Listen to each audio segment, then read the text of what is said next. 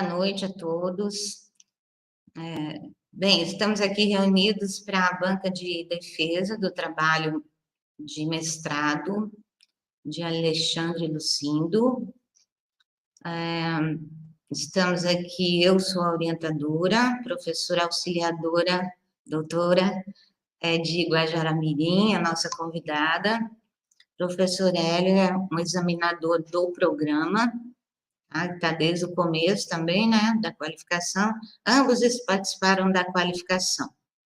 Bem, eu gostaria de agradecer a vocês dois. Eu sei que o prazo foi bem curto para a leitura, muito, muito mesmo, né? Então, isso foi claro, demandou muito de vocês, demandou a mais, né, do que já demanda, né, normalmente, né, uma banca. Eu vou ler aqui o título, tal como ele está no texto que vocês receberam, tá? Mas a gente ainda está pensando aí numa possível mudança no título, talvez voltar ao que era, depois a gente vai poder conversar mais sobre isso, tá? Bem, Lendas do Guaporé, o mito e a simplicidade sólida e imponente do Vale do Guaporé, de Matias Mendes. Tá? Então, Alexandre, primeiramente, ele vai fazer a apresentação, em seguida, eu passo para a professora auxiliadora, para ela fazer a arguição dela, Alexandre responde, depois eu passo para o professor doutor Hélio, para ele fazer as considerações, e aí o Alexandre responde. Tá? Vamos fazer assim, ao invés de fazer pelo meio, né? Primeiro a professora fala tudo, e daí você responde, Alexandre, tá? Comenta, né? Faz observações, ok? Bem, então fique à vontade para começar, tá? Eu desejo uma excelente banca a você, tá? E agradeço a presença novamente dos colegas.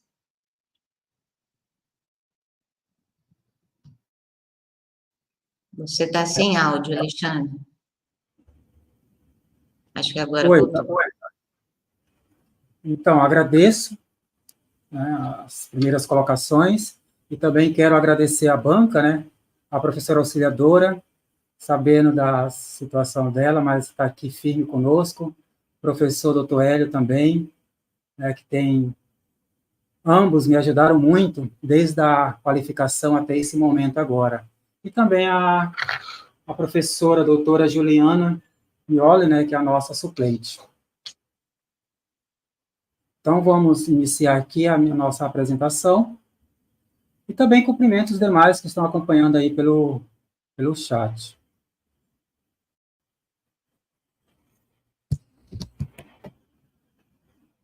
Então, a nossa dissertação, nosso trabalho é intitulado Histórico e Sobrenatural na obra Lendas do Guaporé, o mito e a simplicidade sólida e imponente do Vale do Guaporé, do escritor Matias Mendes.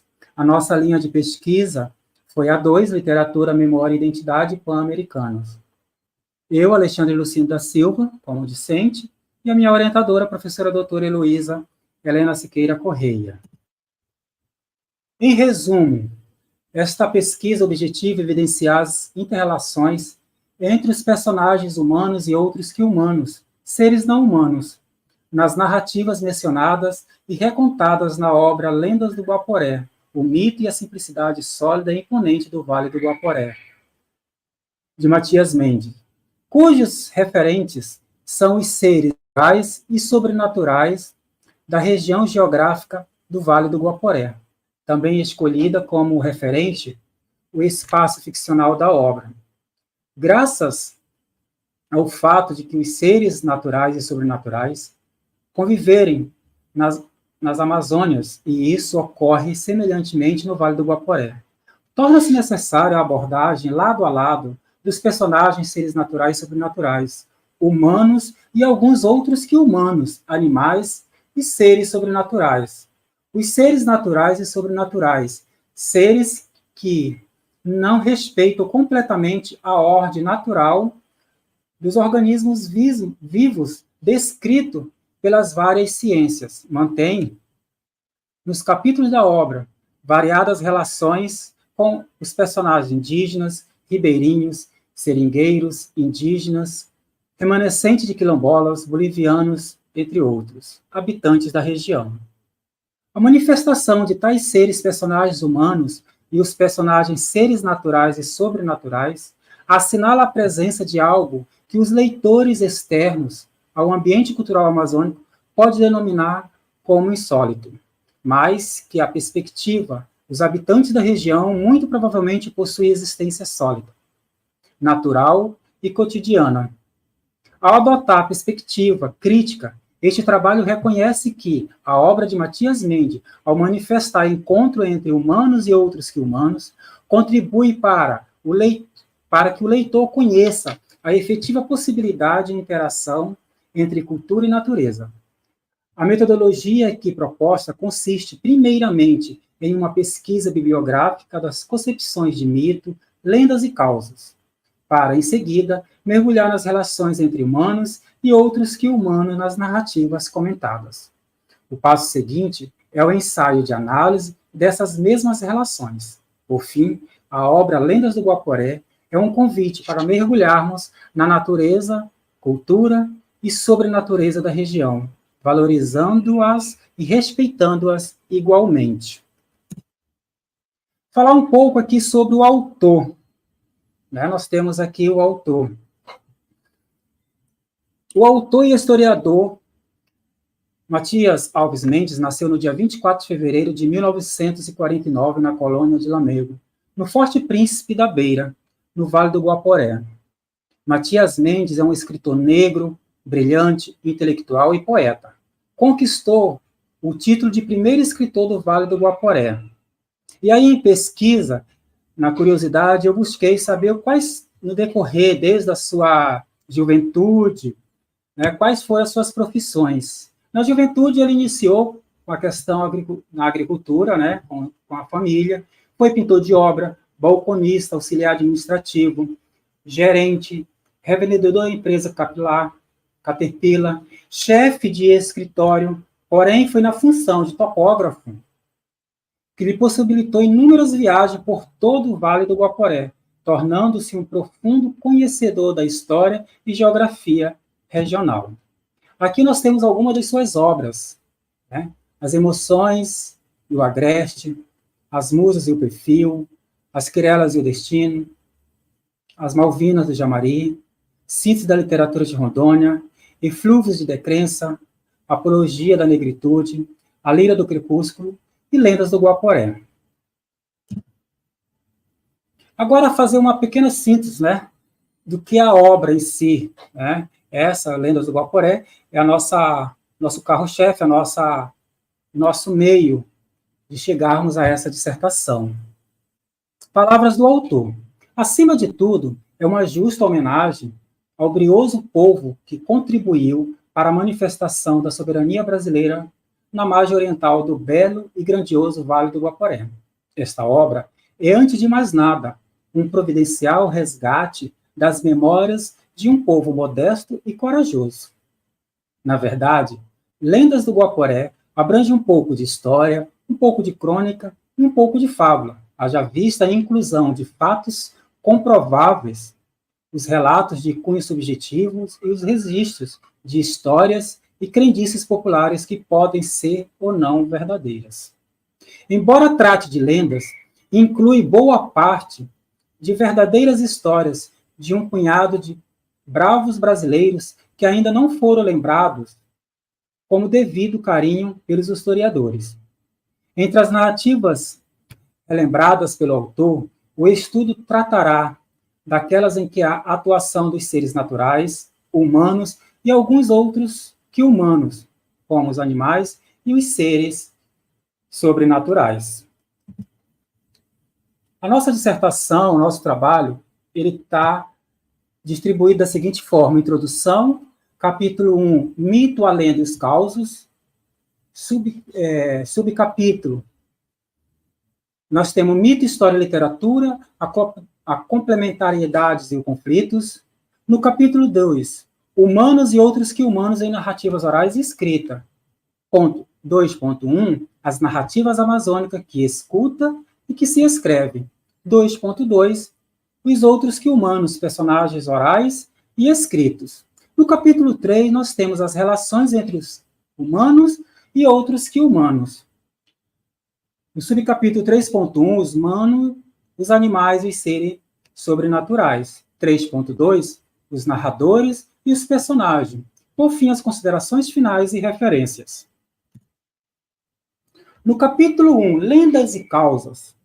Os mitos, lendas e causas são considerados, por muitos estudiosos, como elementos intrínsecos e insubstituíveis da rica cultura amazônica. Nesse primeiro capítulo, nós vamos inicia-se com a apresentação abrangente das definições básicas de mito, lendas e causas, estabelecendo as bases conceituais fundamentais para uma análise que será desenvolvida ao longo da dissertação. Essa abordagem introdutória visa proporcionar ao leitor, que é o nosso foco, quais são os conceitos chaves que possibilitam a leitura das narrativas tradicionais da Amazônia, recontadas ou mencionadas por Matias Mendes. Ao explorar as características essenciais de mito, lendas e causas, cria-se o alicerce teórico necessário para a compreensão mais profunda das histórias em suas múltiplas dimensões.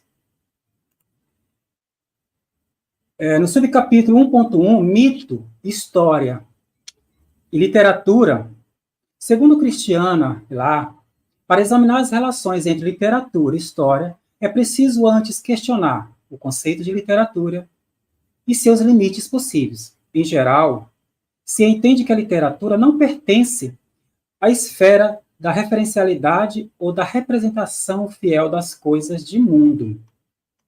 Então, aqui nós temos o pensamento entre questão mito, história e literatura.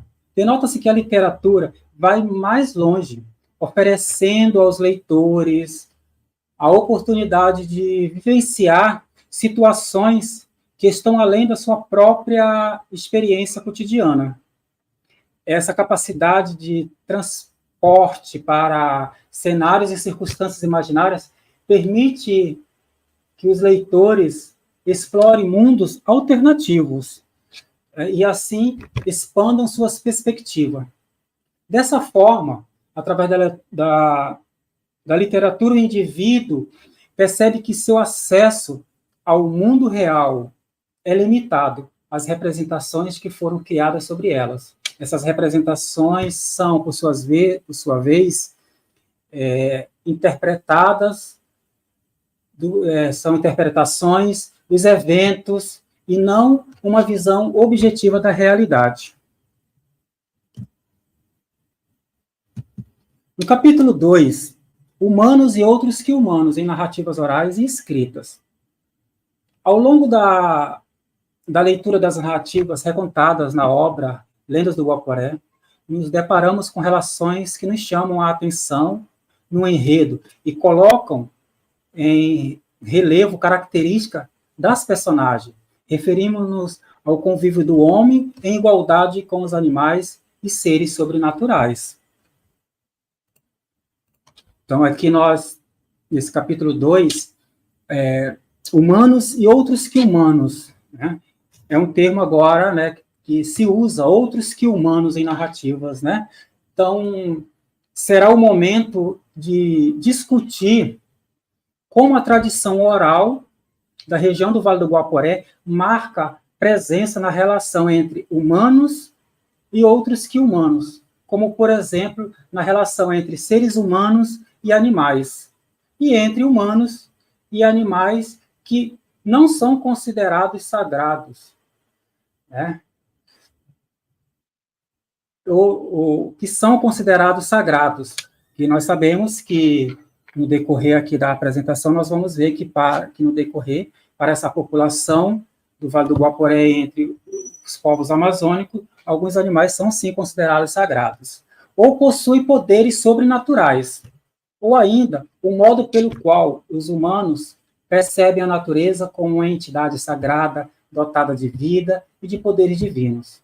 Serão apresentados ainda as características típicas das narrativas referidas no livro, como a forte presença do sobrenatural, né, na natureza, como entidade, a utilização das figuras míticas e simbólicas, a manifestação de relações específicas entre seres humanos e outros que humanos, e as marcas de interseção da ficção com a história. As narrativas amazônicas que se escuta e que se escreve. As narrativas amazônicas podem ser consideradas um conjunto de lendas, mitos e histórias que fazem parte da cultura e da tradição oral da região amazônica. João de Jesus Paz Loureiro destaca que essas narrativas apresentam uma rica diversidade cultural e natural, mostrando a relação entre humanos e outros que humanos, inclusive seres míticos e divindades que habitam a floresta. Então, isso para Loureiro. Também nós temos Terezinha de Jesus Pinto, que ela explica que as narrativas amazônicas são passadas de geração em geração, transmitindo os valores, a história e a visão de um mundo dos povos que habitam aquela região. Dessa forma, as narrativas contribuem para a valorização e conservação do patrimônio biológico e cultural da região. E aqui nós temos o que Loureiro comenta. Dentro das narrativas orais amazônicas, o rio e a floresta são muito mais do que meros elementos naturais. Eles servem como pano de fundo para dar vida às histórias contadas pelo povo ribeirinho, que as utiliza como forma de preservar sua cultura, crenças e conhecimento. Para o homem amazônico, esses mitos e histórias são essenciais para desvendar os segredos do seu mundo. A região é considerada uma verdadeira planície de mitos, onde os habitantes locais vivem isoladamente, celebrando a vida através de festividades, danças e pratos típicos, aproveitando as águas do rio e da chuva, imprimindo assim um ritmo fracionado e múltiplo, profundamente enraizado na imensidão amazônica. 2.2. Os outros que humanos, personagens orais e escrito. Segundo Mendes, essas águas são habitadas por seres desconhecidos e agressivos, possíveis remanescentes da fauna marinha de um antigo mar que existia no interior da América do Sul. Então, aqui nesse subcapítulo 2.2, é onde a gente se aprofunda na questão do desconhecido que existe, né, submerso, emergidos na água. Então, no Rio Guaporé, atravessa essa região e é conhecida por sua biodiversidade. Historicamente, abriga várias comunidades indígenas, inclusive os afrodescendentes, né, descendentes dos africanos trazidos para as Américas, particularmente através do tráfego transatlântico de escravos, né? No Brasil, há uma população diversificada de afrodescendentes, e eles contribuem significativamente para a tapeçaria cultural, social e histórica do país. As águas desse grande rio, como também as suas margens revestidas de floresta equatorial, estão povoadas de seres especiais que surgem, né, súbita e inexplicavelmente, apavorando os solitários e distraídos pescadores, ou os que perambulam pelas trilhas escuras da mata. Nesse subcapítulo, Matias descreve assim, um encontro inusitado, né, que ocorreu no rio Aripuanã, próximo ao rio Paxiúba. Enquanto estava navegando em uma canoa, o motor da embarcação deu um salavanco devido ao esforço do motorista, fazendo com que a canoa descesse rapidamente pelo rio. Nesse momento, algo surpreendente aconteceu. Uma criatura emergiu no meio do rio. A criatura tinha uma cabeça do tamanho comparável de um bezerro. Ela se dirigiu para a área onde o motor da canoa apresentou problemas e depois retornou ao lugar de onde tinha surgido, submergindo novamente. No enredo em que Matias narra na obra, que envolve a cobra grande, cria uma atmosfera nebulosa e misteriosa, na qual a natureza parece ter uma vida própria, com seus segredos e mistérios. É nesse equilíbrio entre o encantamento e a obscuridade que as lendas de Matias Mendes nos transportam para um universo rico em nuances e significados, onde a água é ele interpreta como a água fosse um personagem, uma das personagens, uma das principais protagonistas das suas narrativas. E aqui também nós temos, né, nós trabalhamos entre os 10 capítulos que Matias trabalha na obra, nós temos o mundo nebuloso dos remansos e também nós temos o encontro com as cobras grandes. Tá? Então, tem esses 2 relatos aí. O mundo nebuloso dos remansos, segundo Mendes, são causados por diversas razões, e ele deixa isso muito bem claro na obra, né? São causados por ordens fisiográficas que interferem na corrente do curso da água. O autor também critica a exploração desenfreada dos recursos naturais e a busca incessante pelo progresso. Algo assim até que foi nos questionado na qualificação, né, sobre essa questão do achar que o progresso realmente tem esse termo do progresso mesmo, né, mas sabemos que por trás do progresso existe toda uma situação negativa. O remanso, para muitos ali na região, é considerado como um local onde a realidade e a fantasia se misturam, onde o espaço e tempo são incertos.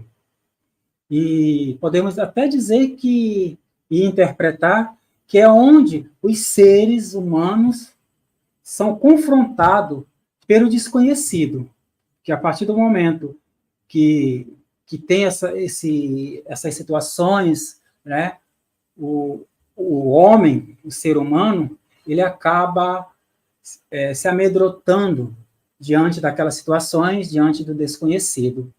E outra narrativa que, para exemplificar, né, que esses segredos e mistério, nós temos também os encontros das cobras. O autor destaca a importância dos animais na cultura e nas crenças locais, né? Especialmente as cobras, que são figuradas como seres sagrados e poderosos, e assim contribui para a valorização e preservação da cultura e tradição amazônica. Ele enfatiza ainda que a relação entre humanos e outros que humanos, em especial as cobras, por meio das retomadas de uma narrativa em que o caçador é salvo por uma cobra grande e se torna seu aliado. Desse modo, traz à tona a questão sobre o respeito e a convivência pacífica entre seres da floresta. Capítulo 3. A relação entre humanos e outros que humanos. As relações entre humanos e seres sobrenaturais na obra Lendas do Guaporé são variadas e complexas, incluindo respeito e medo, paz e conflito, admiração e embate. A obra de Mendes traz uma variedade de relatos que apresentam a relação entre humanos e outros que humanos, tais como animais míticos e espíritos, a presença desses não humanos, a que o autor chama colossais, como a cobra grande, as baiunas, o minhocão, a jiboia branca, todas criaturas apresentadas como gigantescas, é marcada pelo medo e pela crença em sua existência. Então, aqui fazendo um comentário analítico da relação entre os seres humanos e outros que humanos. Observamos relações que despertam nossa atenção tanto em direção ao enredo, quanto no que diz respeito às características das personagens. Especificamente, nos referimos à convivência entre os seres humanos, os animais, os outros que humanos, em um estado de igualdade e diferença. Aqui nós podemos citar como exemplo essa questão da crença, do respeito, o boitatá, ser sobrenatural, encontra-se narrado na obra, é uma criatura lendária em forma de cobra de fogo, que tem o papel de guardião da floresta e é reverenciada como uma entidade divina pelos moradores locais. Quando o autor se refere à conhecida narrativa, há uma ênfase na intenção entre o humano e o boitatá, caracterizada por um profundo respeito e admiração pela força e proteção que essa criatura oferece ao habitante natural da Amazônia. Outro ponto importante de ser mencionado é a relação entre a animalidade, a humanidade e as comunidades híbridas, que é essencial para abordar questões como conservação ambiental, ética animal, a diversidade cultural e justiça social.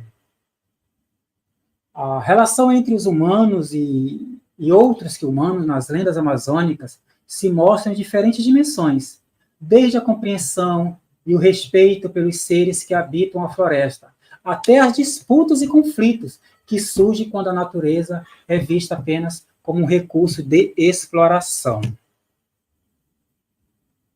Os humanos, os animais e os seres sobrenaturais. A produção literária de Mendes revela sua preocupação com a região amazônica e os seres que nela habitam. Em Lendas do Guaporé, o autor apresenta várias histórias que se passam no Vale do Guaporé, destacando as características desse lugar, físico e socialmente. As questões abordadas pelo autor dizem respeito ao desconhecido, à floresta, aos rios, aos animais e até mesmo aos seres sobrenaturais que, em suas configurações, fogem às explicações apenas lógicas e racionais. Aí aqui nós temos, como se pode notar na seguinte passagem, onde ele relata: no entanto, houve um instante em que ergui o olhar e percebi que uns 50 metros adiante havia uma grande pedra bloqueando a nossa rota de navegação. De repente, senti a abrupta alteração na direção da canoa, seguida de um grito de alerta do meu piloto. Ao voltar meu olhar para frente, constatei que a pedra não estava mais onde eu tinha visto antes. A turbulência gerada pela rápida submersão do animal era tão intensa que ainda era perceptível na margem da praia Cagona. Uma correção seria com letra maiúscula. A margem brasileira do rio nunca me parecera tão acolhedora como naquela noite. Ele cita isso aqui, foi um acontecimento por volta das 23 horas. No porto em que o bicho submergiu, as águas subiram a mais de 1 metro de altura. A agitação provocada no rio foi bastante para que tivéssemos uma ideia mais ou menos aproximada do tamanho do animal. A uns 400 metros do ponto onde, de forma um tanto ingênua, presumimos que existisse uma pedra. Na área era que a criatura mergulhou. As águas se elevaram mais de 1 metro. A agitação causada no rio proporcionou uma estimativa aproximada do tamanho do animal. Então, aí nós temos um relato dele, né, que ele viajava por volta das 23 horas, juntamente com o piloto. Os narradores dos personagens. Aqui nós vamos tratar, né, quem é esse narrador e os personagens. Durante a narrativa recontada, o narrador-personagem assume um papel mais objetivo, relatando os fatos com mais distanciamento emocional. Cabe salientar que no capítulo Encontro com as Cobras Grandes, os personagens em ação são os ribeirinhos, que relatam suas experiências com as cobras grandes do rio. Eles compartilham história sobre encontros perigosos com esses animais, descrevendo suas características físicas e comportamentos ameaçadores. Ao longo do capítulo, vamos percebendo que as cobras são descritas em detalhe, enfatizando seu tamanho, cor e capacidade de caça. São tomadas como predadoras implacáveis, capazes de engolir animais inteiros e até mesmo humanos. A narrativa cria um clima de tensão em torno das cobras, tornando-as como míticas e sobrenaturais.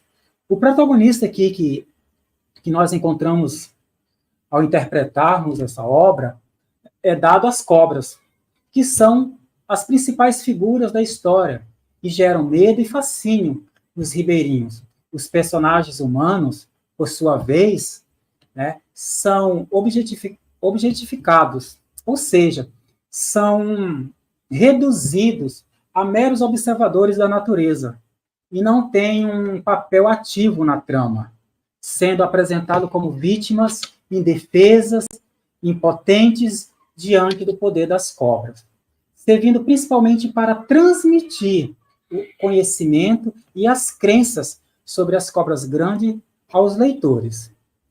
As hipóteses que permeiam essas narrativas podem variar desde tentativa de explicar eventos naturais até reflexões sobre origens culturais ou história das tradições locais.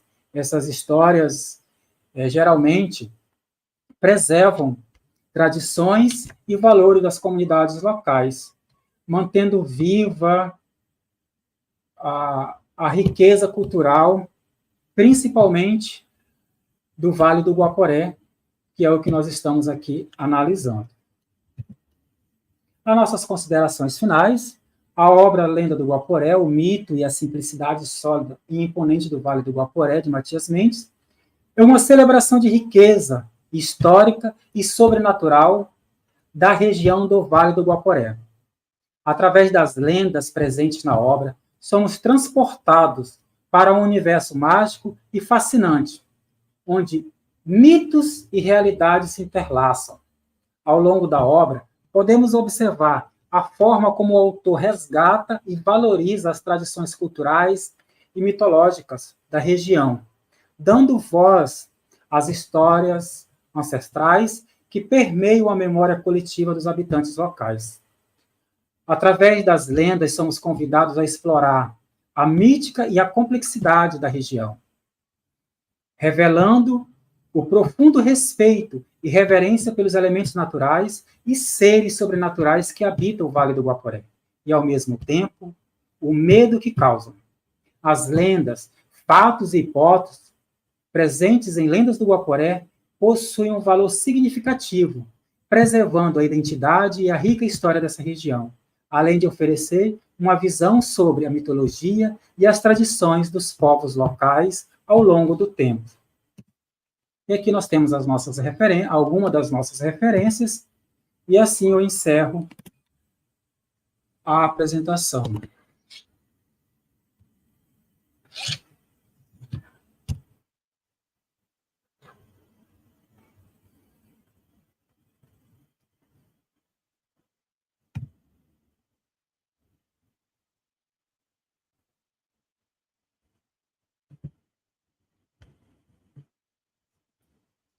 Muito bem, então, Alexandre, então vamos dar início às arguições, né? Então, primeiramente, a professora auxiliadora, que é a nossa convidada externa ao programa, por enquanto, né? Só por enquanto. E, bom, auxiliadora, muito obrigada, viu, de você ter aceito, assim, com um tempo um pouco menor para ler, né?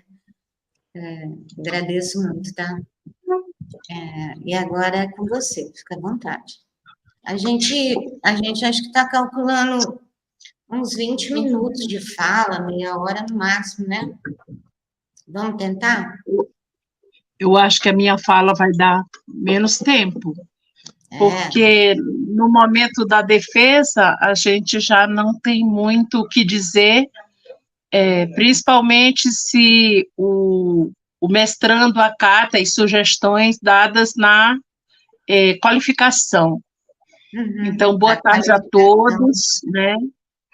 Obrigada, Heloísa, é um prazer estar aqui nessa sessão de defesa do trabalho do Alexandre, compondo essa mesa com o professor Hélio também, amigo muito querido, e dizer que é uma honra, porque estamos falando de um escritor guajaramirense na voz de um pesquisador guajaramirense.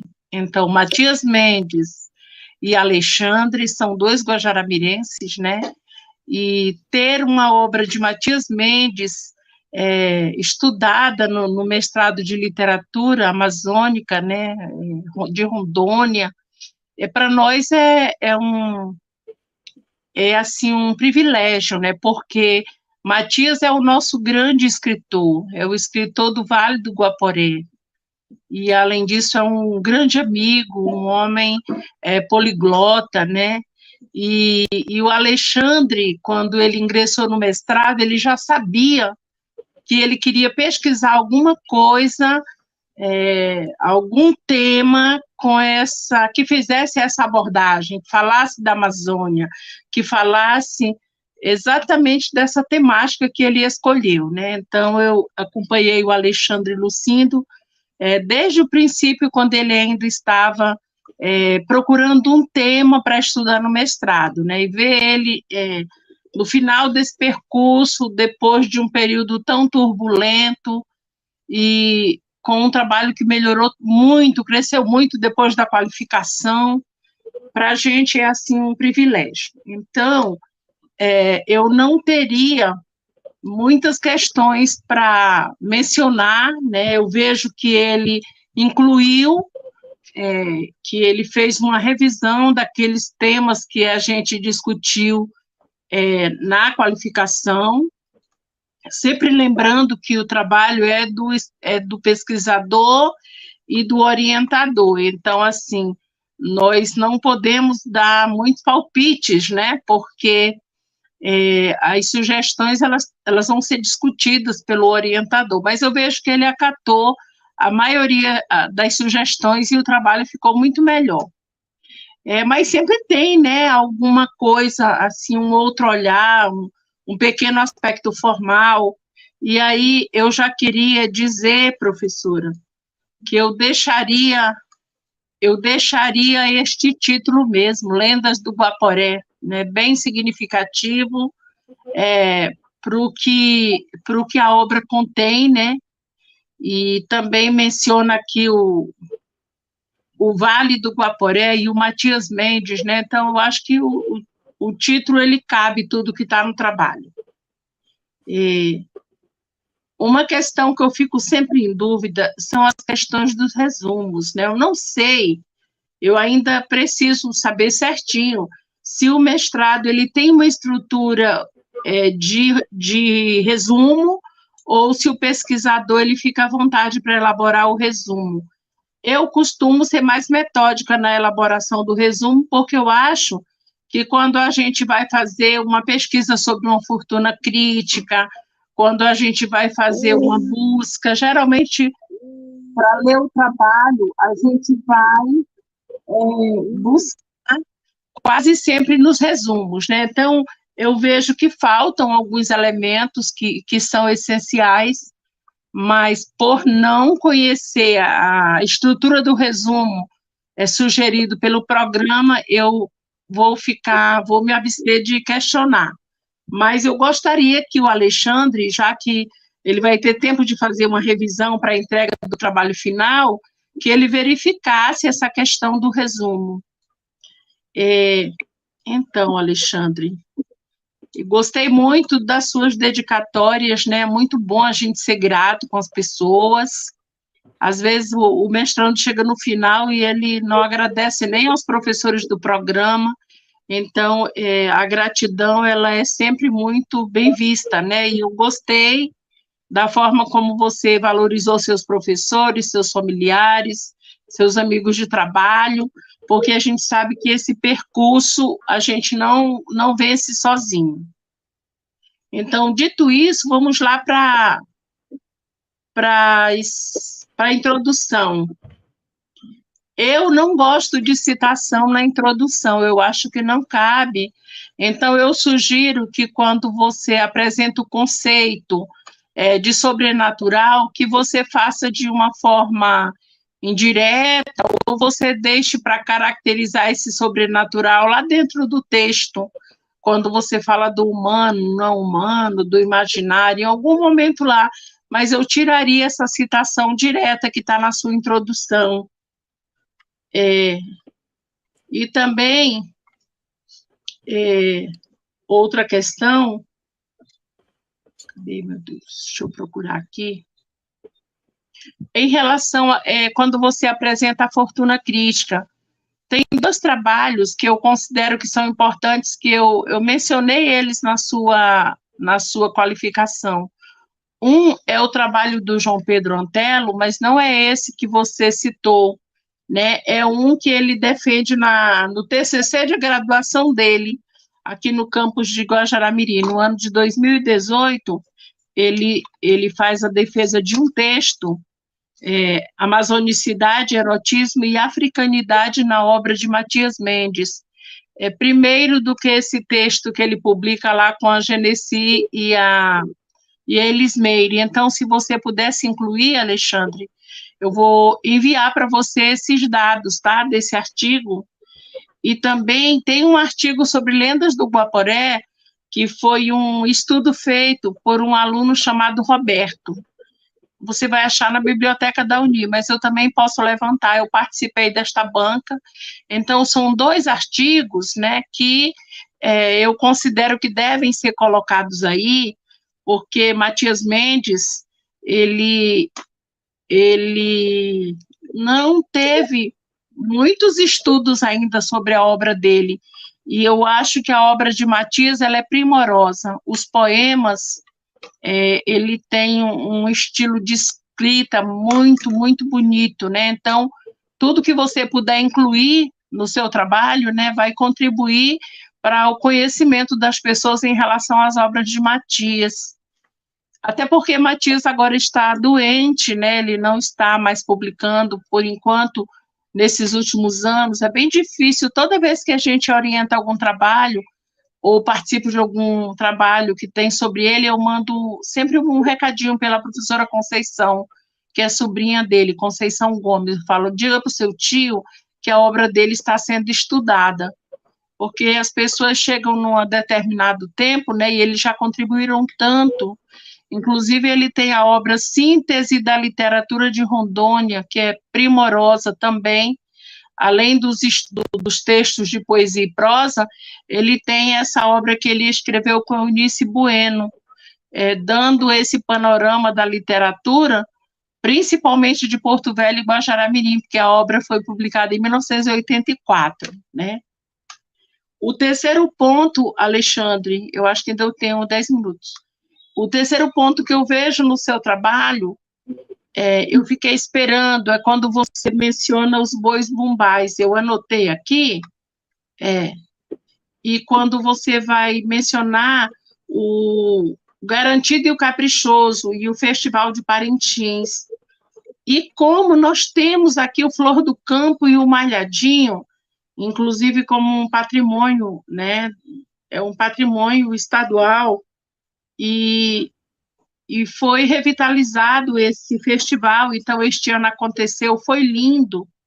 Eu sugiro que você mencione nosso festival, porque ele vai representar, da mesma forma que o Garantido e o Caprichoso representa, né? E o Garantido e Caprichoso não é diminuindo, mas ele já é muito conhecido, e o nosso festival é que precisa ser divulgado. Então, eu sugiro que você ou substitua ou inclua também o nosso Fefopem com o nosso Boi Flor do Campo e Malhadinho, que também trabalham as lendas, que trabalham os mitos amazônicos, e principalmente os mitos aqui da nossa região de Guajará-Mirim, dessa fronteira Brasil-Bolívia.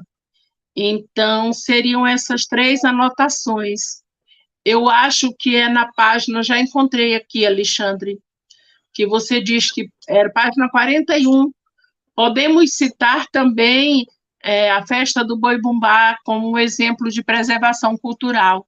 Então, eu acho que Guajará-Mirim é um local que já foi a pérola da Mamoré, o berço da cultura de Rondônia, e ao longo dos anos ele foi perdendo essas questões das identidades culturais, né? Por exemplo, as festas que aconteciam aqui, como a quadrilha e como o próprio Boi-Bumbá, chegou um ponto que nem o festival mais aconteceu, né? E aí agora, como teve essa revitalização, eu acho que a gente tem que, durante o ano, durante as oportunidades que a gente tiver, a gente tem que enfatizar, né, essa nossa festa do Boi-Bumbá. Muito bem? Então, seria na página 41, eu acho que dá para você substituir ou incluir a nossa em primeiro lugar, certo? Esse festival do FEFOPEM, inclusive, ele foi criado com esse objetivo mesmo, de manter viva as questões das tradições, dos mitos, das lendas amazônicas e a valorização da cultura aqui da fronteira. Outra festa que acontece em Guajará, que é uma festa também híbrida, é a festa do Torito, né? Então, há 77 anos que acontece a festa do Torito, que é uma festa cultural boliviana, mas que, com a migração de uma família boliviana, ela veio para o nosso município, a família Arça Gualaçua, ela mantém essa tradição, e também não é muito falado sobre isso, né? Então, uma cultura que passou de geração para geração, e a população que reside, a população boliviana que reside aqui no município, eles mantêm essa linda festa, né, como uma preservação de cultura também. Então, dito isso, eu acho que eu não tenho outras anotações. As anotações que eu fiz aqui foi no corpo do seu trabalho, mas que são questões mais de digitação. Eu acho que você evoluiu bastante, a sua escrita, ela melhorou muito, né, da qualificação para cá, e é isso, Alexandre, parabéns a você, parabéns a Heloísa Helena, e dizer, assim, que com imensa alegria que eu vou mandar essa notícia para o Matias Mendes, de que o trabalho dele, né, foi estudado, porque muitas vezes a pessoa entra no mestrado com um tema, e aí chega lá, ele aceita mudar o tema, e aí a gente vai perdendo essa oportunidade de falar da nossa literatura, guajará-mirense. Eu já vi muitos alunos aqui de Guajará-Mirim, eles ingressarem no mestrado, aí quando chega lá, na primeira sugestão que o professor dá, ele já muda de opinião, e já troca o autor, e já muda tudo, né? E eu acho que a gente tem que ter convicção do nosso objeto de estudo. Se a pessoa ingressou com um tema e chegando lá ele nem questiona, ele troca do tema rapidamente, aí a gente vai perdendo, né? Eu mesma, como professora da literatura regional amazônica, eu percebo que nós temos grandes autores que ainda não foram estudados, e que o mestrado em literatura, ele deve sim priorizar esses escritores amazônicos, né? Esses traduautores que nós temos na nossa região, porque é uma forma de valorizar também os estudos, né, desenvolvidos aqui na região. Quando a gente vai para o Sudeste, eu lembro quando eu fui para o doutoramento, eu cheguei no processo de seleção e adoraram o meu tema. Quando eu cheguei lá para fazer o estágio doutoral e para terminar de escrever minha tese, a professora propôs que eu modificasse, porque ela não conhecia literatura de Rondônia. E eu falei para ela que eu não estava sujeita a modificar, não, porque era uma forma de ela conhecer e de outras pessoas de outras regiões conhecerem, porque eu estava saindo de Rondônia já com esse tema iniciado, né? Eu tinha saído para pesquisar sobre uma obra de um escritor rondoniense. E aí, se eu desistisse e fosse pesquisar um escritor lá do Sudeste, aí eu estaria contribuindo para que a literatura produzida na minha terra nunca fosse conhecida. E eu estava disposta até a desistir do doutorado, se eu tivesse que modificar o meu objeto de estudo, porque é difícil a literatura de Rondônia ela chegar nos outros espaços. Nós não temos as possibilidades que as pessoas do Sul e do Sudeste, do Centro-Oeste têm. Então, parabéns, Alexandre, pela escolha do seu tema, pela sua dissertação, e que venha aí um doutorado, viu? Espero que a sua vida mude bastante a partir desse título, né, que abram-se as portas aí para você do mercado de trabalho, e continue pesquisando e conte comigo sempre que precisar, tá bom? Obrigada. Eu que agradeço, professora auxiliadora. E acato, né, juntamente com a minha orientadora, nós vamos estar, sim, vendo as possibilidades dessas alterações do pós-defesa. Claro que nós tivemos alguns empecilhos nesse idas e vindas de correções, e acabamos que perdemos algumas anotações também, né? Mas, muito obrigado mesmo, e é isso. Só gratidão mesmo pela sua contribuição, desde, como você mesmo colocou, né, desde lá do pré-projeto, você que me comunicou, Alexandre, né? Vai estar aberto o mestrado de literatura e tal, e nós corremos dentro de 3 dias, fizemos, então você tem uma grande participação nessa caminhada. Meu muito obrigado.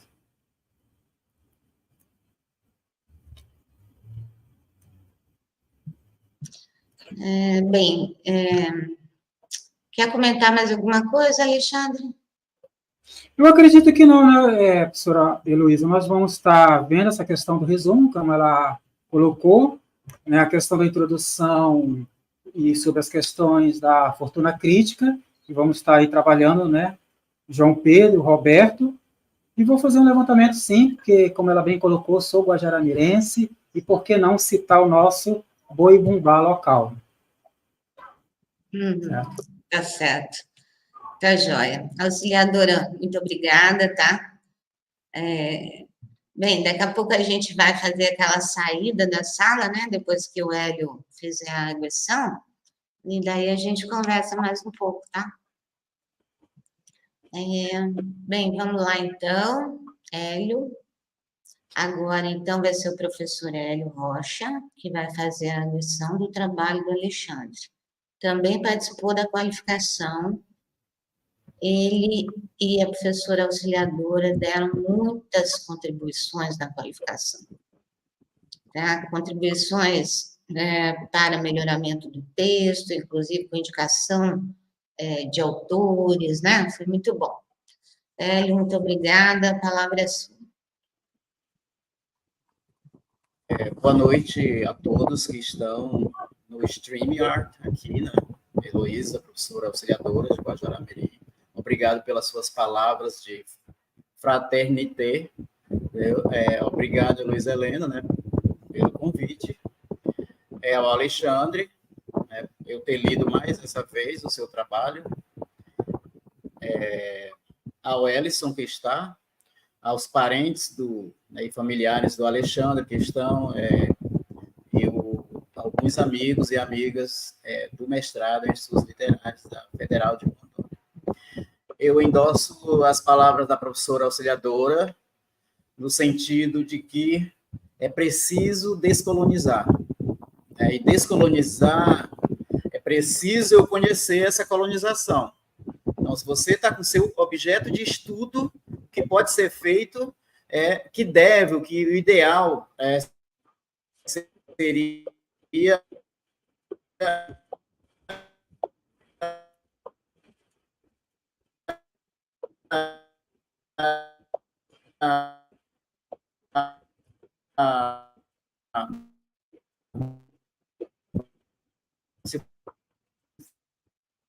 for o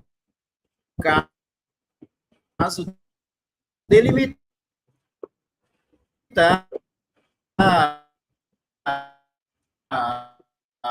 o recorte.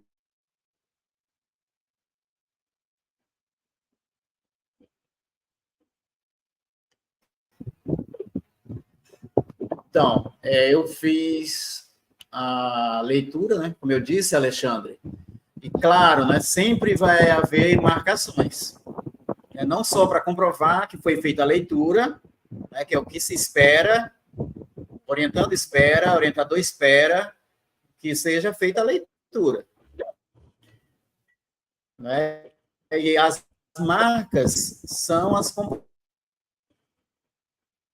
só isso, mas uma tentativa, né, de compreensão e reinterpretação. Eu começo pelo... A Heloísa Helena já comentou, né, que pode ser alterado, claro, até a data final. Mas me parece, Heloísa, que tem que estar na ata, porque vai uma cópia da ata, e tem que estar... o título tem que estar quando for pedir o diploma, né? Da mesma forma que vai dar a dissertação final, certo? Então, se alterar, tem que alterar na ata, a não ser que tenha mudado regras, eu não saiba, tá? Só para lembrar.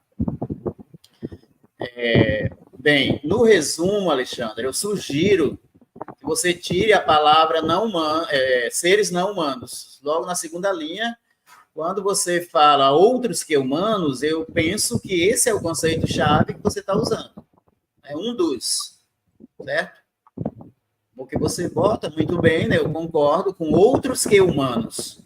Porque não vai cair na arrogância de dizer, olha, humano sou eu, os demais não. Mas se você for trabalhar o perspectivismo, você mesmo se contradiz, né? Porque está usando não humanos, né?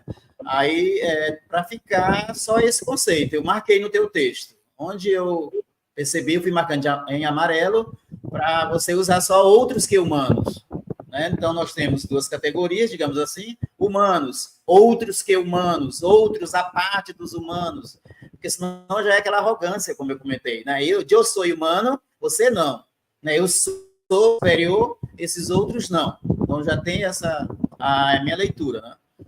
Isso, no resumo, é coisa simples. Não sei se a professora Heloísa vai concordar, mas, né, o trabalho é seu também, né? Às vezes é preciso brigar, né? Seja com o orientador, seja com quem está da banca, que aí já realmente é a defesa, né? Acho que a Heloísa está rindo, né? Porque senão, assim, ó, o cara veio, mas eu que fui modelando, né? Então, você mesmo também tem que ter a sua autonomia enquanto pesquisador, né? Se eu quero, eu bato o pé, assim, assado. Eu pedi carta de alforria no meu processo de mestrado e no doutorado também. Me dê alforria, professor, deixa eu fazer, se não prestar, se eu tocar fogo, eu vou me embora. Se prestar, né, ir embora para a banca. Né, que é até um exercício também, né, de escrita, de interpretação. Bem, na sua apresentação, vou marcar meu tempo aqui, na sua apresentação, você trouxe o Matias Mendes. Vieram? Matias, enquanto um indivíduo, um cidadão guajaramirense, um negro, você marcou, né? De ascendência quilombola, mas na dissertação não está. Na dissertação você traz a obra do Matias personagem, e o Matias narrador, né? O Matias autor você não trouxe assim como você trouxe no primeiro slide, que eu achei bacana. Entende? Que serve para outros, né? Já se amparar no teu trabalho. Não, o Matias nasceu no dia tal, tarará, os dados biográficos. A bibliografia você fez, né? Você colocou as obras, mas ainda está faltando essa que a professora falou, da síntese, né, da literatura, né? Enfim. É uma sugestão também.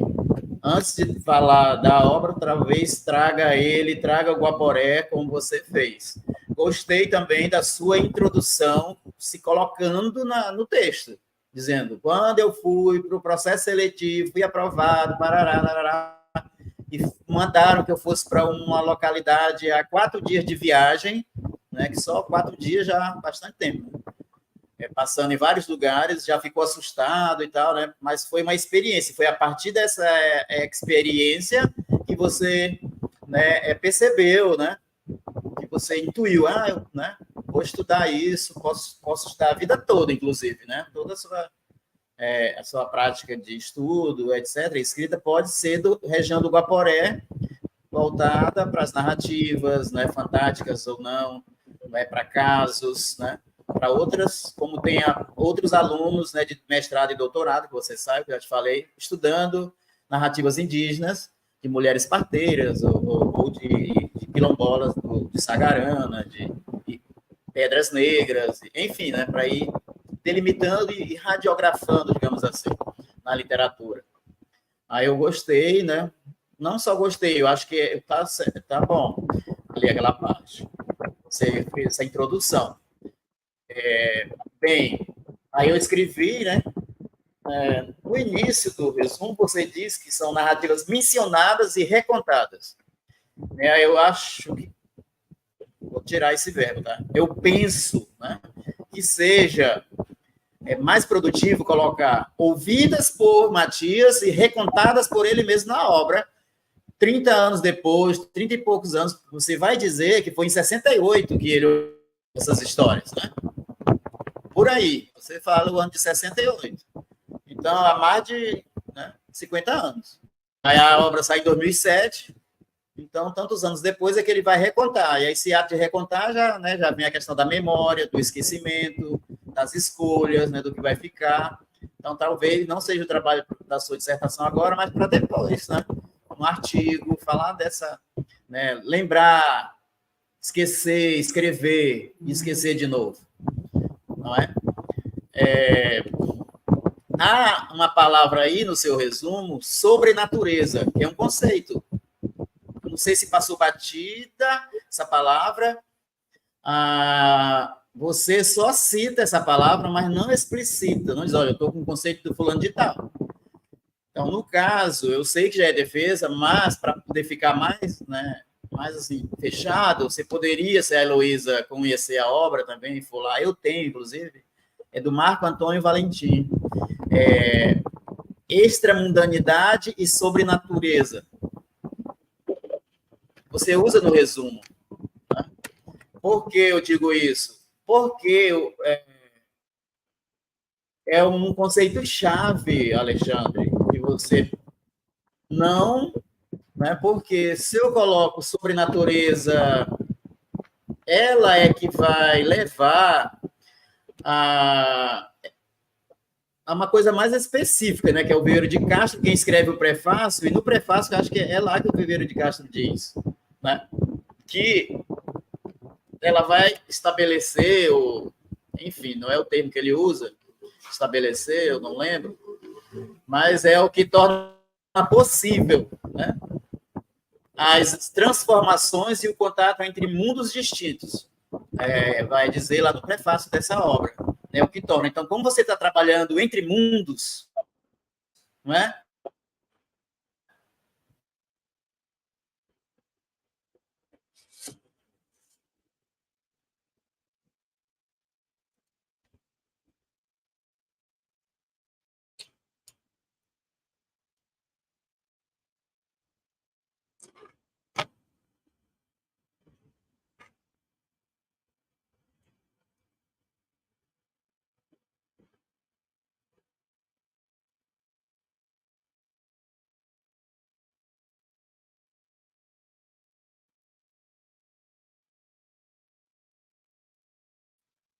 Hélio, probleminha com a internet, agora congelou.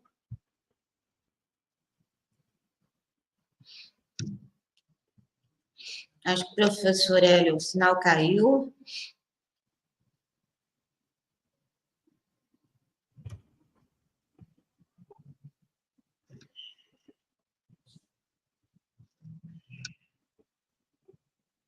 Espaços, não é? Agora melhorou, agora eu estou vendo a Heloísa aí com no queixo, né? Hélio, desde a hora que você falou como você está trabalhando entre mundos, A gente não escutou mais. Depois a gente não escutou mais, porque deu problema no sinal. O Antônio Valentim, ele é professor do Paraná, lá na filosofia, pós-graduação, etc. Esse livro é Extramundanidade sobre Natureza. E aí ele dá o conceito de sobrenatureza, né, falando que é o que torna possível essas relações entre mundos, né? Então, o Alexandre, ele citou no resumo, ok? E lá no corpo do texto, mas citou, ele não botou a nota, né? Acho que pode aproveitar, né? Cosmovisão, né? Para não deixar como se todos soubessem. Né? A gente escreve, tá, a gente está sabendo, eu estou, você, mas aí o chato do Hélio pode dizer, não, mas isso aqui, o que ele quer com isso? Né? Aproveitar mais. Né? Eu acho que ganha, Alexandre. O de cosmovisão também. Deixa eu ver. Isso está na tua primeira parte. Na introdução já, isso aí está. Aí você vai entrar no mitos e causas que nós sugerimos que você fizesse essa distinção, né? E você acatou, então, muito bem, né? Não por nós termos, mas por ter, acho que desenvolvido mais um pouco, né? Aprofundado mais o seu trabalho, né? O conceito de cultura você desenvolveu também, trouxe Cascudo, trouxe vários outros autores, trouxe a etimologia da palavra lenda, né, que foi questionada também. Aí eu lembrei imediatamente, né, essa é a questão da intertextualidade, né, apesar de você não usar, né, esse conceito, mas a conversa, né, entre mundos, entre textos, dialogam, né, conversam. Então você trouxe a palavra leyenda, né, legenda, né, que aí na região do Guaporé, em Bolívia, por exemplo, tem até o livro Leyendas del Bolívia, né, que assemelha, enfim. E muito, muito interessante, né, esse texto, esse livro que você trouxe, eu acho que trouxe o conceito do Maurice Halbach, né, com memória coletiva, né, que é sempre coletiva, né, apesar de eu ser o indivíduo, mas é impossível ficar sozinho, que ele já começa essa obra, o Halbach já questionando, né? Impossível entrar em qualquer ambiente, estar em qualquer ambiente sozinho, né? Porque nós somos pensamento, então estamos com muitas coisas, né? Muitos autores, principalmente nós da área, com muita literatura, né? E às vezes, etc. Na página, só para marcar um pouquinho, na página 28, Alexandre. Página 28, não sei se a Heloísa também pode encontrar, tu diz, aí eu falo capítulo aqui, o parágrafo. O parágrafo é, dessa forma, através da literatura, o indivíduo... Show? Sim. Então, o indivíduo percebe que seu acesso ao mundo real, né, é limitado às representações que foram criadas sobre ele. Essas representações são interpretações dos eventos, né? Mas essas interpretações, eu acho que são atribuições de sentido que você dá, mas preconcebido, não é? Porque, como você vai falar mais na frente, existe o pensamento ocidental e os não ocidentais, né? Então, vão ver como história, não é história para criança, história infantilizada, de cobra, de não sei o que, tarará, né? Que está também nos livros dos viajantes. Não é vista, né, essa eventualidade, esse fato, como morador, né?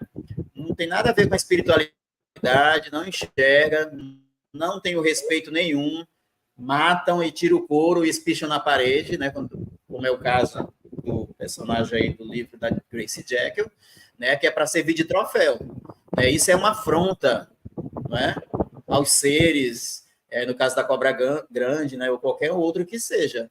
É uma afronta também ao outro, que tem um modo de pensar diferente, que deve ser respeitado, como você vai colocando, né, várias vezes. É preciso respeitar, né? Senão, ao respeito, não vai haver nenhum entendimento, né? Porque já chega colonizando, falando, não, mas o ideal é esse.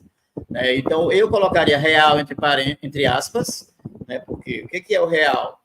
Né? Se primeiramente eu vou a partir de conceitos, eu vou para as coisas a partir de conceitos, né? Para aquilo estar ali à vista, digamos assim. Eu penso que é o mundo, mas são construções também, né?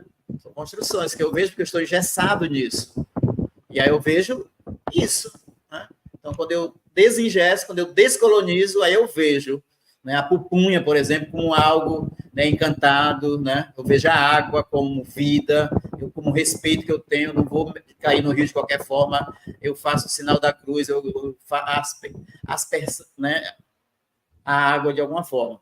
Esses respeitos todos que nós devemos ter. Nós aqui, caboclo da Amazônia, né? O termo caboclo, né, que você usou também, só que não ficou bem claro para mim. Eu peço que você veja lá, eu marquei rever essa coesão aqui, tá bom? E essa multiplicidade de autores que você foi elencando também, você conseguiu, né, fazer essa coxa toda com esses autores para explicar esses vários conceitos que você usou, tá? E não pense, por favor, que não, ele quer dar mais trabalho para mim, mas como você tem 30 dias, né? Depois mais 30, né, Luiz? Então, só lamento, nunca termina uma dissertação. Até hoje eu ainda estou pensando na minha. Então, assim, né? Porque você, eu gostaria de mudar, mas não dá mais, porque já entregou a versão final, né? Aí você reescreve depois e publica de outra forma. Eu penso também, Heloísa e Alexandre, que a consideração final ela pode ficar mais profunda, né? E não só trazer as partes dizendo, mas reafirmar a posição do pesquisador, ou seja, ser você, né, ali com as suas críticas, principalmente com um olhar crítico, para ficar... eu vou lá, leio a introdução, pulo para as considerações, né, por exemplo. Depois eu volto lá no meio onde você promete, né? Eu peço também, Alexandre, que você revise a questão das figuras de linguagem, que você traz lá. Metáfora, né? Deixa eu marcar aqui a página para ti, que eu procuro aqui localizar. E a gente vai lá na metáfora, que você usa ilustração, metáfora e mais duas. Você diz, por exemplo, eu acho que aqui tem um probleminha de escrita.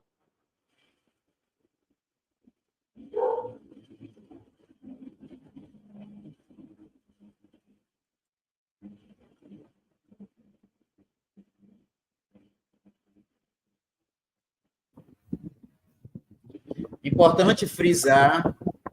Hélio, deu uma cortada novamente. Aonde que está isso? Eu vou logo cortar de vez, né? Fala e pronto. Porque não sei, está na parte 56. O sinal que pulou. Então, pois eu não sei quem é esse sinaleiro aí. Por isso que tinha que ser a presencial. A defesa. Na página 56, Heloísa, tem na quarta linha do primeiro parágrafo. Importante frisar. Acharam? Sim. Olha, bem depois frequentemente. Frequentemente, quando desempenha o papel de metáfora para medos e desafios, né? Eu acho que isso não é o personagem, não é, entendeu? Que desempenha papel de metáfora, é a sua interpretação, é a sua leitura, não é?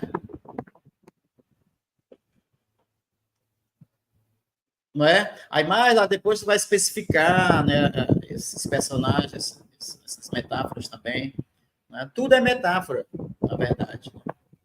E na literatura, então, a gente, né, interpreta, dependendo do nosso olhar, da nossa visão de mundo, das leituras.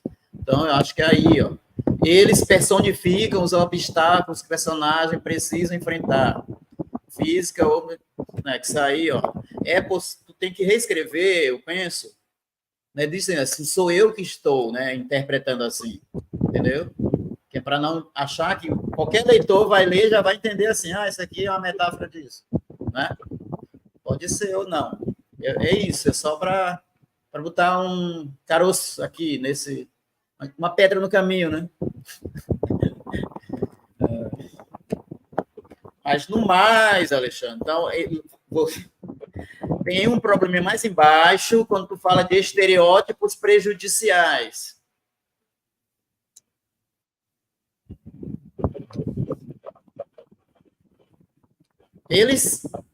Que é o estereótipo? É um rótulo, né? Que é prejudicial sempre. Então, aí eu fiquei, será que o Alexandre pensa que o estereótipo também pode não ser, pode ser uma coisa boa? Se fosse colonização, até que eu concordo. Pode ser boa, tem aspectos bons e outros não. Agora, os estereótipos, não. Aí, o que está aí atrapalhando é que tu colocou estereótipos prejudiciais. Que, né, sempre são. Né, porque eles vão negar, vão humilhar, vão, né, diminuir. Não vão maximizar o Alexandre enquanto narrador, enquanto escritor, enquanto professor, né? Vão rotular de forma pejorativa. É isso que eu marquei, tá? Então, para não ficar, né, com essas minhas leituras também demoradas, tá bom? Eu vou encaminhar o teu trabalho para ti, né, para a orientadora, enfim, tá?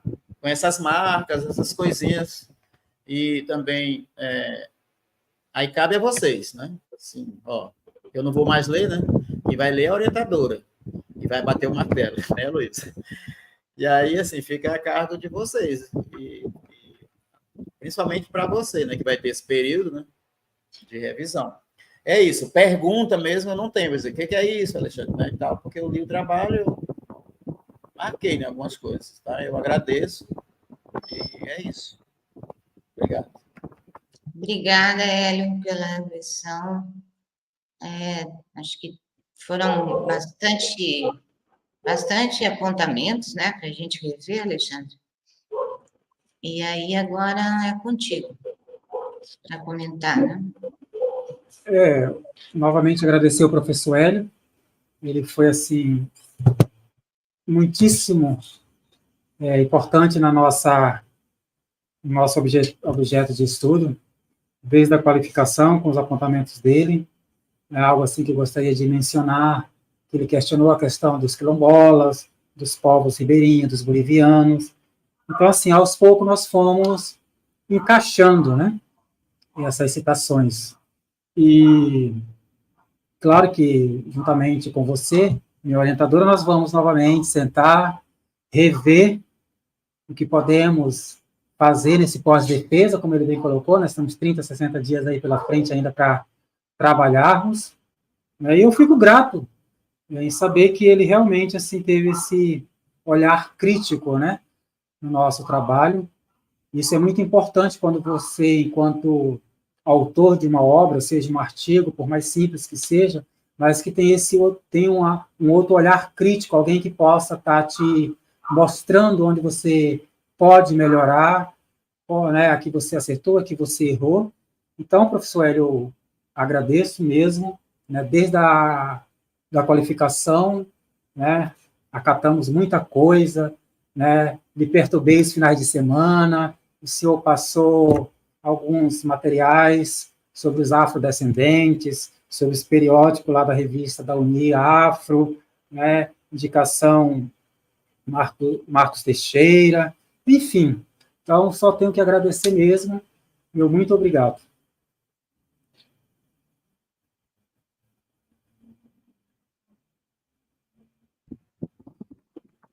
Que bom, né? Opa, estava desligado.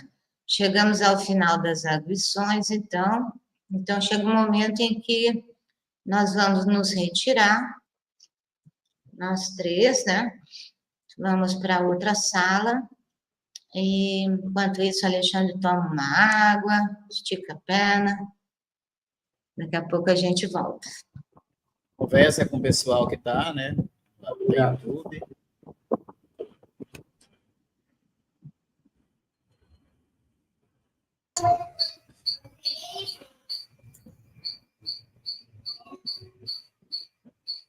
Bom, vamos aqui, né, agradecer a Jacqueline, Rosimeire, Antônia, Maria Lucinda, que é a minha mãe, a minha irmã Beth, professora Margarete, meu amigo Erivelto, minha grande amiga, né, de Guajaramirim, Alzira, professor Alain, minha querida, e sem palavras para dizer aqui, professor Alemão, o quanto você, né, sou grato pela tua ajuda.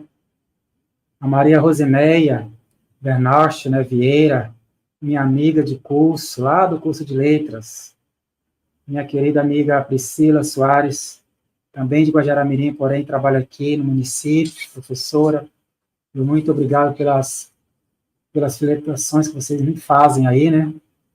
E agora eu acho que a parte mais angustiante é essa, né? Quando eles vão para a sala. Tudo pode acontecer, né? Mas obrigado mesmo, tá, pessoal? Quero aqui deixar o meu muito obrigado à professora Conceição Gomes, né, que esteve conosco. Meu convite, né, ela que é sobrinha de Matias Mendes, entrei em contato com ela para saber como é que ele estava, se ele poderia participar dessa banca, mas infelizmente o estado de saúde dele não o permite. Então, muito obrigado, professora Conceição, fica aqui o meu agradecimento. Você acabou de mandar uma mensagem aqui no WhatsApp, que repassará, né, a ele, que mais alguém trabalhou uma de suas obras. Meu muito obrigado. A Jeane, minha amiga aqui de Porto Velho, agora mora lá no Pará, também muito obrigado.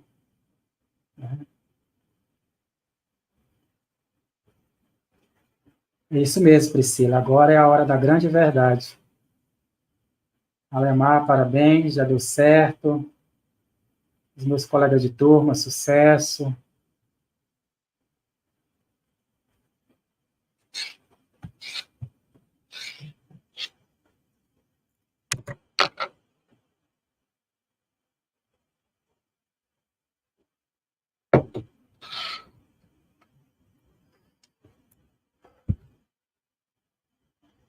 E assine a lista de presença aí, ó.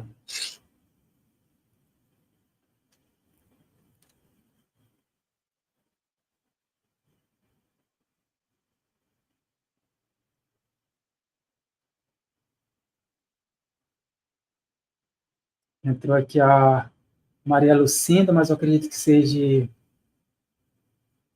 a minha irmã, que ela diz, né? Parabéns, meu irmão, deve ser a Maria José, uma grande incentivadora, uma pessoa assim que a gente pode contar em todas as horas.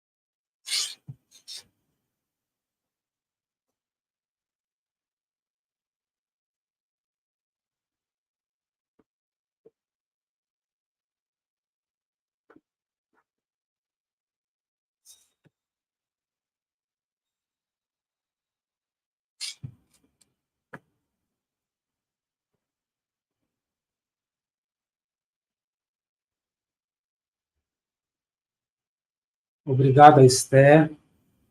o Job também, né, que também já defendeu, nossa amiga de turma, lá do município de Guajará-Mirim. Obrigado, Esther, pelo grande mestre, realmente, literalmente, quase 1,90 m.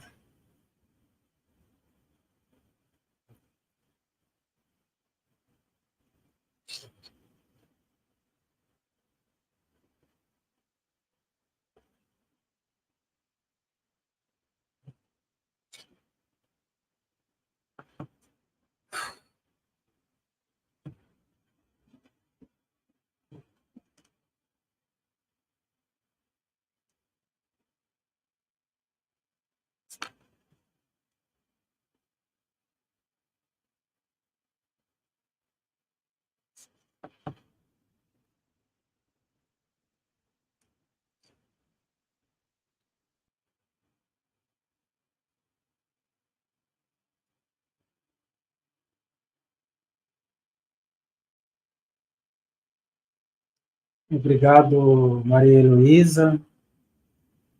Vai dar tudo certo, estamos torcendo por você. Obrigado, Alemar. Vamos aguardar, né, Alemar? Acho que a gente fica mais tenso agora do que antes.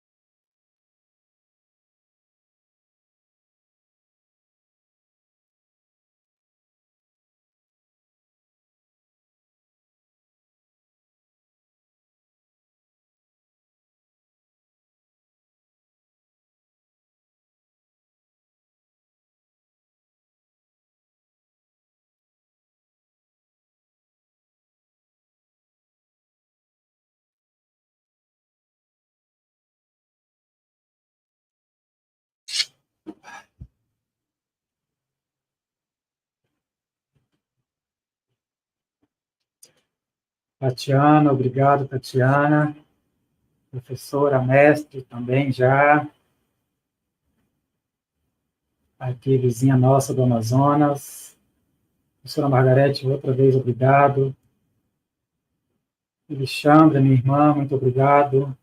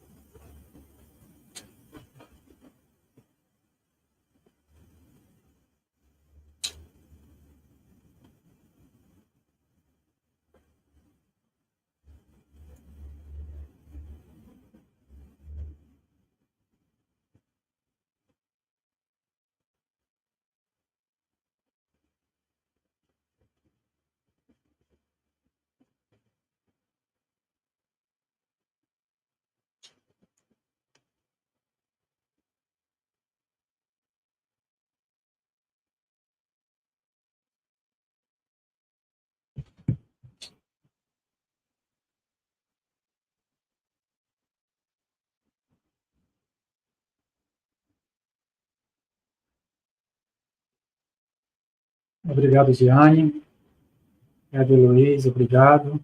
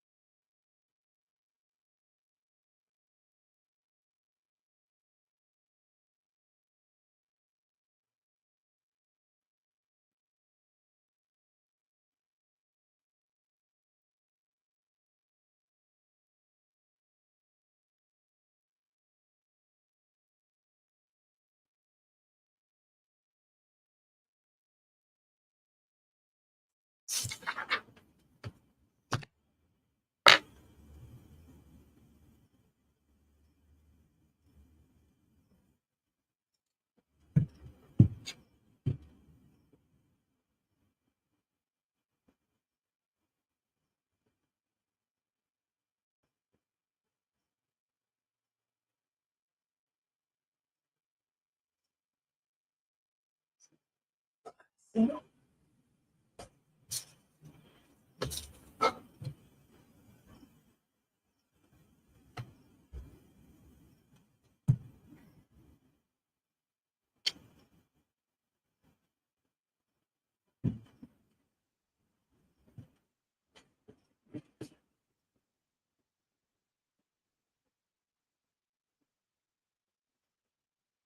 pessoal em casa está mais nervoso do que eu.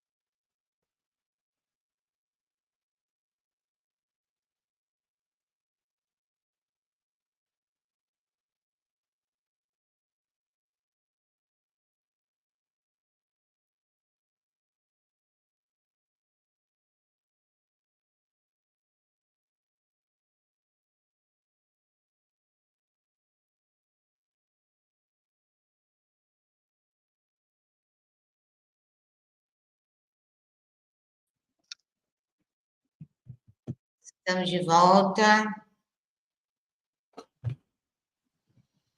Bem, a banca se reuniu, então, em separado e analisou, né, tudo que foi feito com relação ao trabalho, inclusive as modificações e a apresentação oral também de hoje, né, do Alexandre.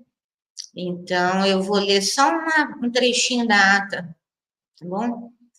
Ao invés de ler ela inteira, né?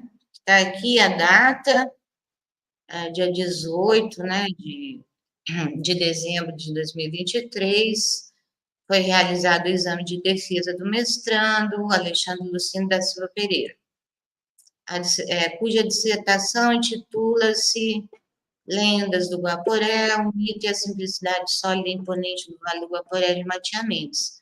Depois vem a composição da banca, que somos nós, né? E agora eu vou ler um trechinho.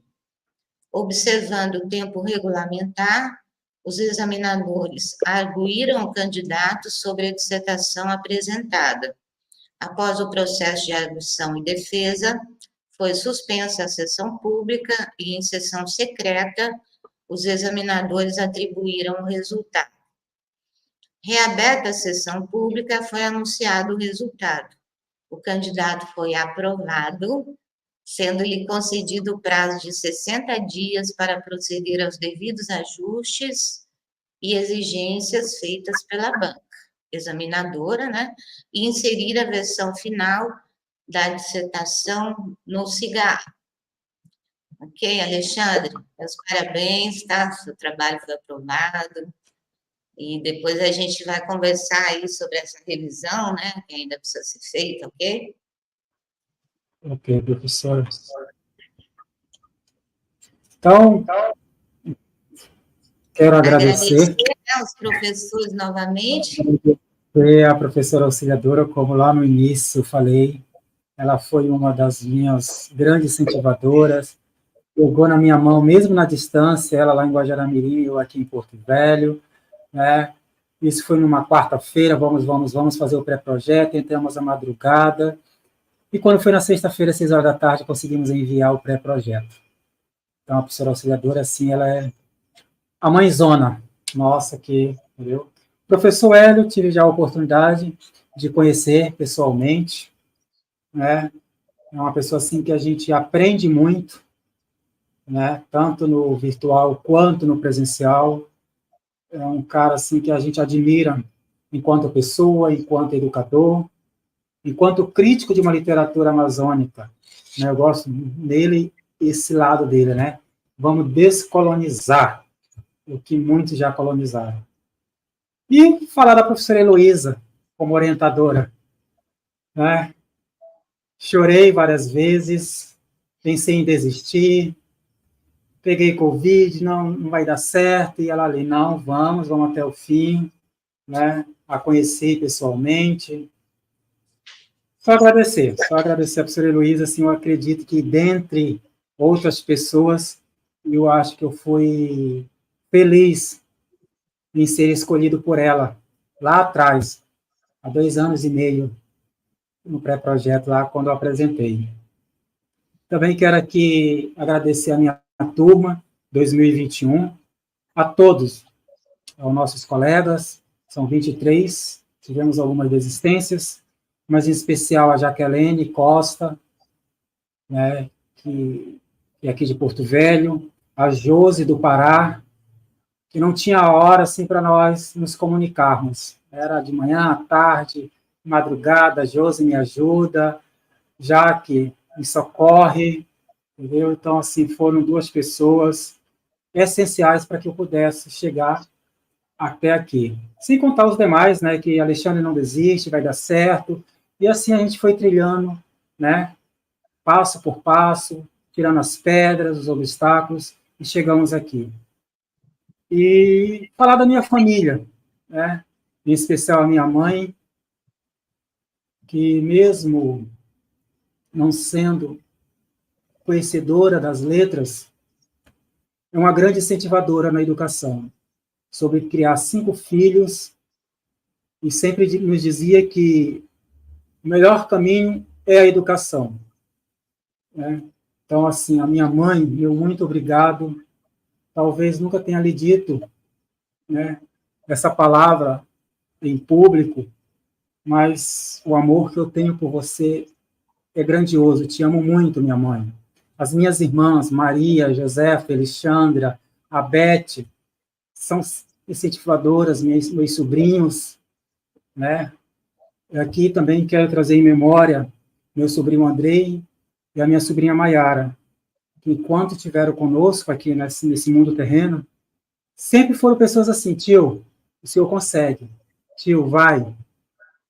Deus, o senhor é um exemplo para a gente. Então, fica a minha gratidão a todos vocês, à faculdade, à UNI, ao PPG-MEL, né, que nos proporcionou essa entrada nesse mestrado em estudos literários. Então, como o professor Hélio disse, eu vivi no Vale do Guaporé há alguns anos.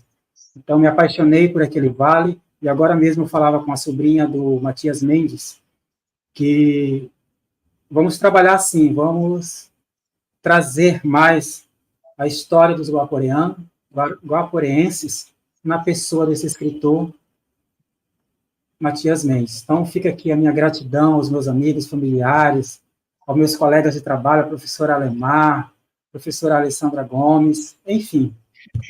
Só gratidão e gratidão. Muito obrigado mesmo.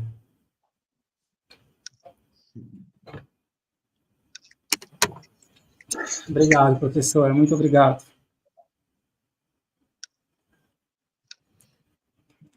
Bem, encerramos, então. Alguém quer fazer mais algum comentário, alguma coisa? Acho que a gente tem que agradecer de novo a banca, né, Alexandre? Com certeza, Porque né? sem essa banca, né, a banca foi muito importante já desde a qualificação, né? São companheiros, né?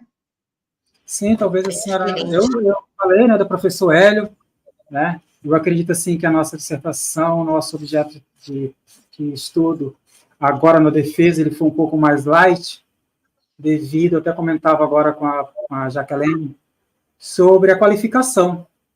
Eu acredito que a qualificação, ela nos dá um norte, para que nós possamos chegar agora na defesa, e não termos tantas dificuldades, tantos empecilhos, por pós-defesa. Então, as sugestões, né, colocadas pela professora auxiliadora, as sugestões postas pelo professor Hélio sobre os afros, sobre os bolivianos, sobre a população que habita ali o Vale do Guaporé, isso nos enriqueceu muito, era algo assim que ia passar despercebido, mas, professor Hélio, manda material, auxiliadora, o que você tem sobre os afros? E eu com o livro aqui, em Auxiliadora, Diálogos entre Lugares, na página 173, você relata sobre os afrodescendentes, né? Até tem um artigo publicado nesse livro, então estava aqui comigo. Então, assim, só agradecer mesmo à banca, também a professora Juliana Maioli, né, que foi nossa suplente na banca.